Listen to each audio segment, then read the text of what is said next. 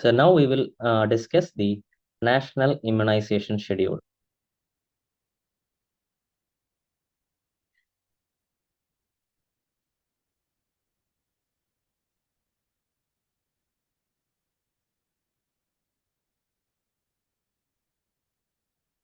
So just remember one thing, the extended program on immunization was introduced in India in the year 1978. It was asked once. So the WHO brought together the extended program of immunization in the year 1974. And in India, it came into being at the year of 1978. So the extended program of immunization was launched in India in the year 1978, and which is then further transformed into what today is known as the National Immunization Schedule. At earlier, there was only some around 4 to 6 vaccinations. Now, later on, few newer and newer vaccines were added, and now we came to the current National Immunization Schedule. And another important thing is the Mission Indradhanush.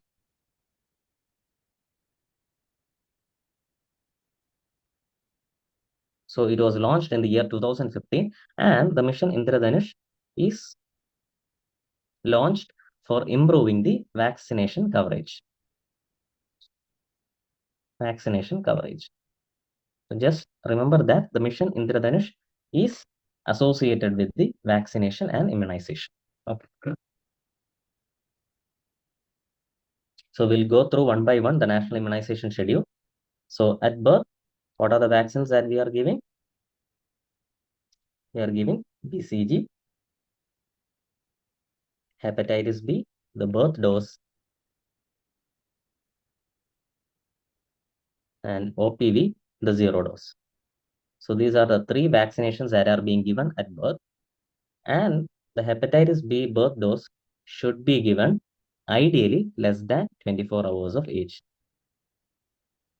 And the most efficacy is when it is given less than 12 hours of age. Best efficacy.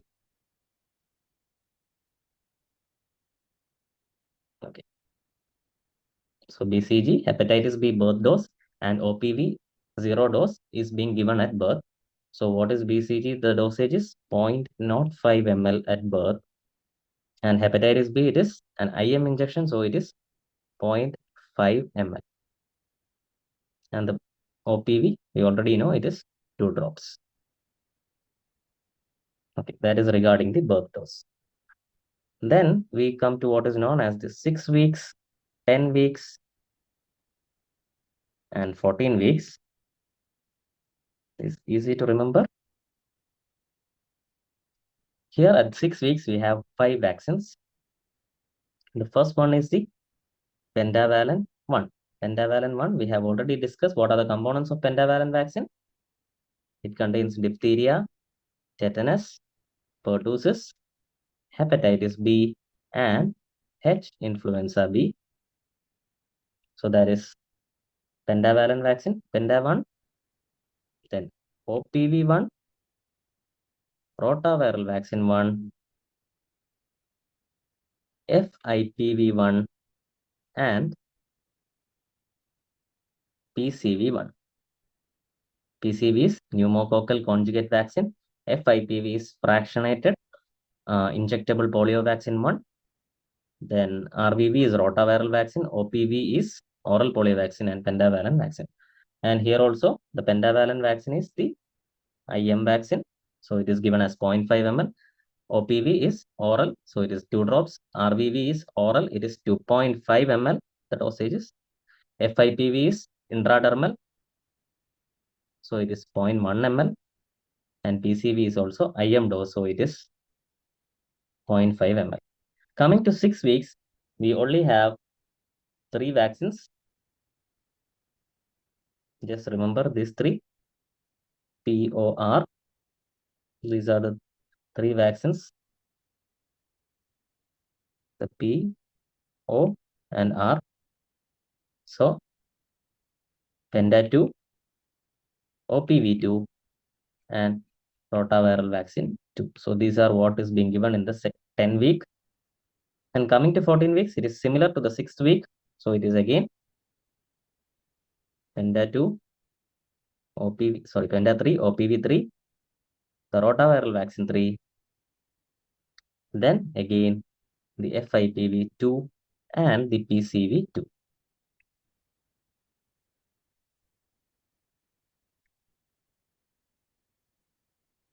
So remember, at 6 weeks and 14 weeks, there are 5 vaccines, the Penta OPV rotavirus along with FIPV and PCV.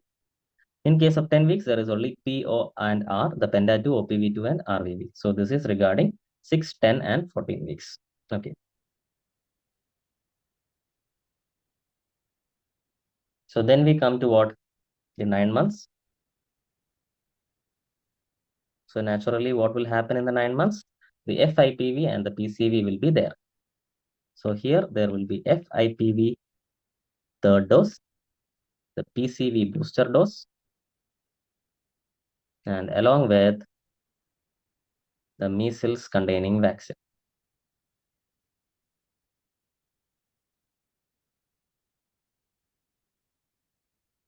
So earlier it was the MMR, now it is being replaced by the MR vaccine, the MR1, the measles containing vaccine, MR1 vaccine, and the Japanese encephalitis vaccine in selected states.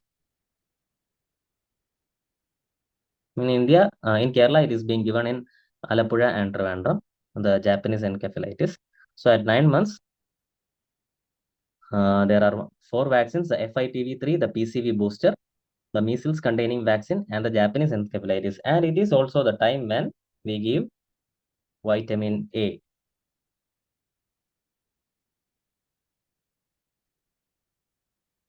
So regarding vitamin A, questions are being asked regarding vitamin A dosage. So if it is less than 6 months, we give 50,000 international unit. 6 months to 1 year, we give 1 lakh international unit. And more than 1 year, we give 2 lakh international units. So this is regarding vitamin A. Less than 6 months, it is 50,000 international units. 6 months to 1 year, it is 1 lakh international units. And more than 1 year, it is 2 lakh international units. So here at 9 months of age, we give what? 1 lakh. 1 lakh of vitamin A. Okay. So we have covered birth 6 weeks, 10 weeks, 14 weeks, 9 months. And then we comes to 18 to 24 months. Okay. So the next vaccination comes at 18 to 24 months. So naturally, what all vaccines will be given? The vaccines which were started earlier. So that is the measles containing vaccine 2, that is the MR2, and Japanese encephalitis 2, that is only in selected areas. And what have we left among the 6, 10, and 14? We have left the OPV and the DPT. So here they come again. So instead of Penta, we will give what? DPT booster 1. DPT booster 1 along with OPV booster. So this is given as at 18 to 24 months. So 18 to 24 months, we will give MR, the second dose, the Japanese encephalitis in selected areas only, the DPT booster 1 and the OPV booster 1. Then at 5 years of age, we will give what? The DPT booster 2.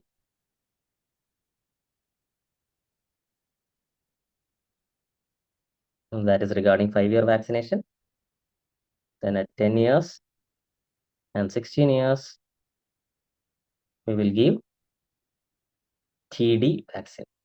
So what do you mean by TD vaccine? TD vaccine means tetanus and diphtheria. Here the small d is used because the diphtheria is used as a low dose. Low dose diphtheria is used. So that is why it is termed as TD, T and small d. So it is being given at 10 years and 16 years and also during pregnancy. Pregnancy, we will give 2 doses of TD, TD1 and TD2. Suppose if the mother has received 2 doses of TD in the prior pregnancy within 3 years. So in such a case, we will give TD booster only. Only one dose is being given.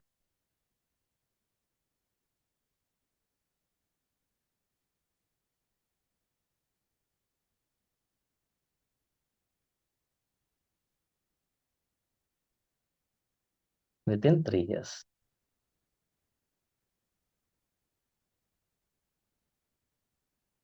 So this is regarding the immunization schedule. So at birth, we are giving BCG vaccination, hepatitis B, and OPV 0 dose.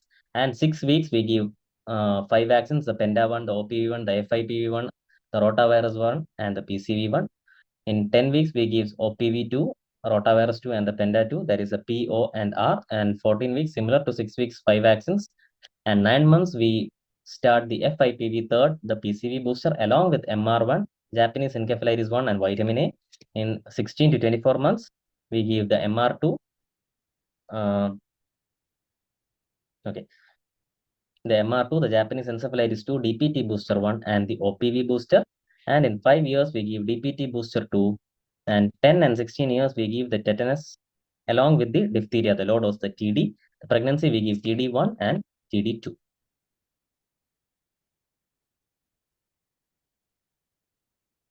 So that is regarding the national immunization schedule.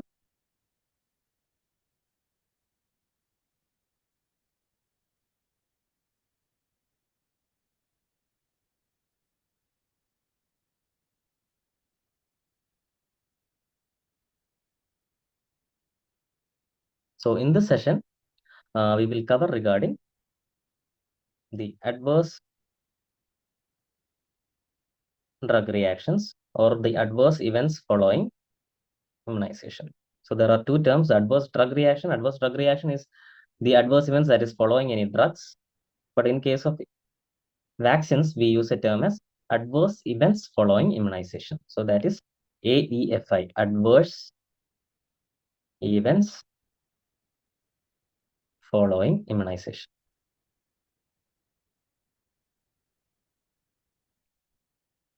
So this is a very important topic and is usually asked and tested in the exams.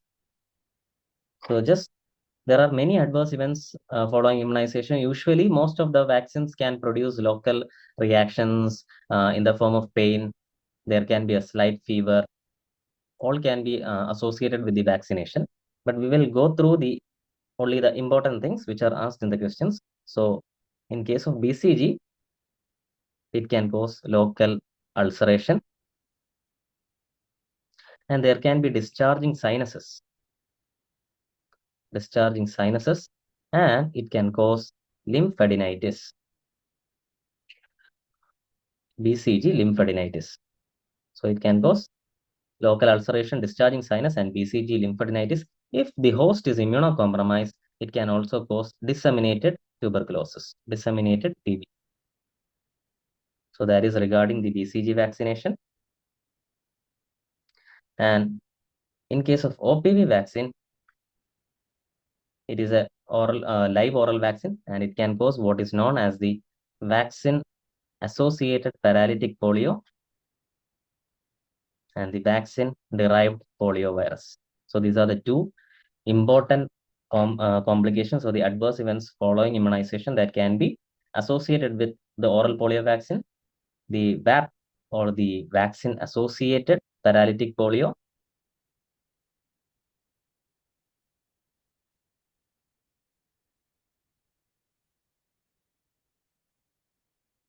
and the vaccine-derived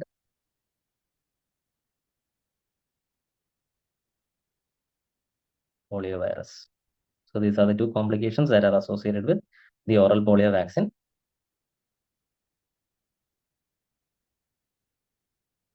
Then, in case of pentavalent or the DTP, the major problematic agent here is the pertussis component.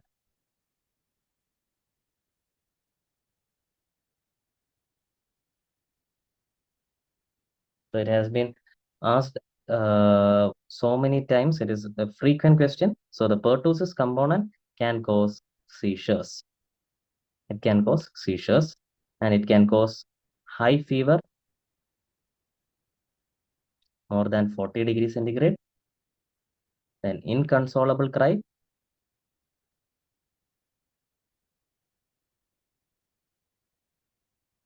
then rarely it can cause hypotonic, hyporesponsive episodes. And in case of pertussis, there is two types of pertussis vaccines are available. One is the whole cell pertussis component, which is designated as PW, and the acellular pertussis, PA.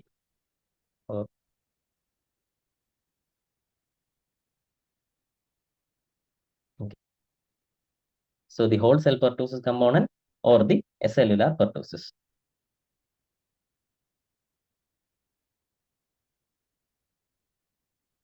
So these are the two types of pertussis, the whole cell and the acellular pertussis. So, and the complications are mostly found with whole cell pertussis. So these are the, this is also present in acellular pertussis, but it is lesser side effects. But however, we are getting in the universal immunization program, we are getting the whole cellular pertussis only. So they are, and this cellular pertussis is much more costly. And another important question regarding DTP, it is contraindicated in progressive neurological disease. So in case of any progressive neurological disease, this DTP vaccine or the pentavalent vaccine, which contains the pertussis component, it is contraindicated. It is also a frequent question.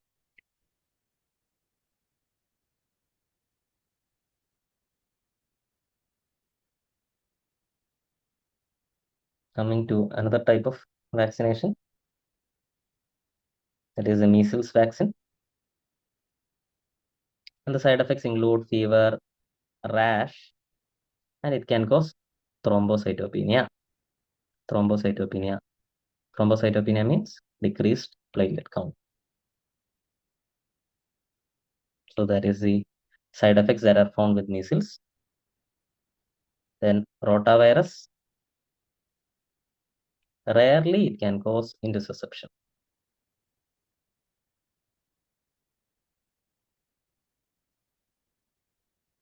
In infants. So these are the major things that you have to know. In BCG, it can cause local ulceration, discharging sinus, lymphadenitis. In case of OPV, it can cause VAP and VDPV. In case of pentavalent or DTP, the whole cellular pertussis component is causing majority of the problems. It can cause seizures, high fever, inconsolable cry, hypotonic, hyperresponsive episodes rarely, and it is contraindicated in progressive neurological diseases. In case of measles, it can cause fever, rash, thrombocytopenia, and rotavirus can rarely cause intussusception. So these are regarding the major adverse reactions which are seen following the immunization.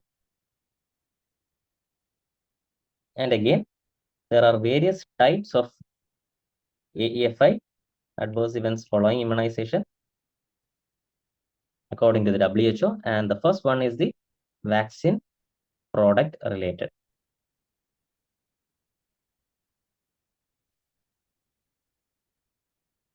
And the second one is vaccine quality related. Third one is immunization error related. Fourth one is anxiety related.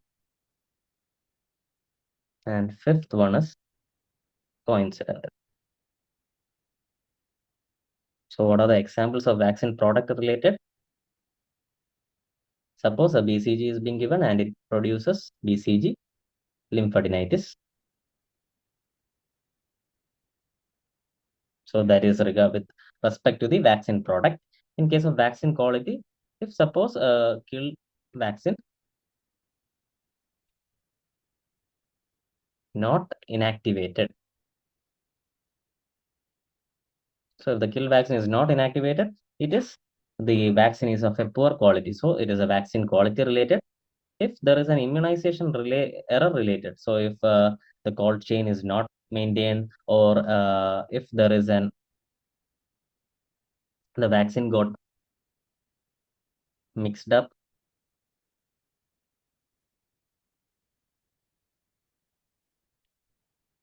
or it got contaminated. Okay, all these things are related to the immunization error related. Anxiety, suppose a child had a syncopal attack due to fear of getting an injection. So that comes under anxiety related. Coincidental, and entirely uh, another thing that is has no part with the vaccination. Example, a child gets a malaria after PCV vaccination. So if the child getting malaria after pneumococcal vaccine, it has nothing to do with the PCV vaccination. So it is termed as the coincidental. So these are the 5 types of EFI: the vaccine product related, the vaccine quality related, immunization error related, anxiety, and coincidental. Okay. So what are the things that you can do to decrease anxiety? The first one is, in case of infants, if it is a small infant, we can give breastfeeds, soothing, massaging, etc. If it is an older child, we can give distraction, massage, etc. A much more older child, just explain to the child what is being done.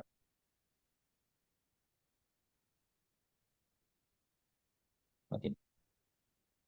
Then what to do if child develops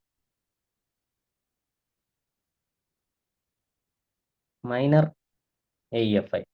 Minor AEFI means a child is having fever, pain, redness, tenderness, etc. In such case, what we can do is just reassure, explain to them that it is part of the vaccination. Then you can give cold compress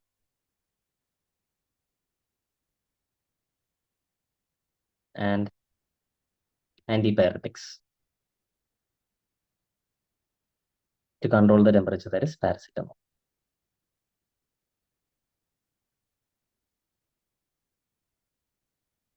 So these are the things that you can do in case of adverse events following immunization. So we have explained what are the major uh, adverse events that are associated with the various vaccinations.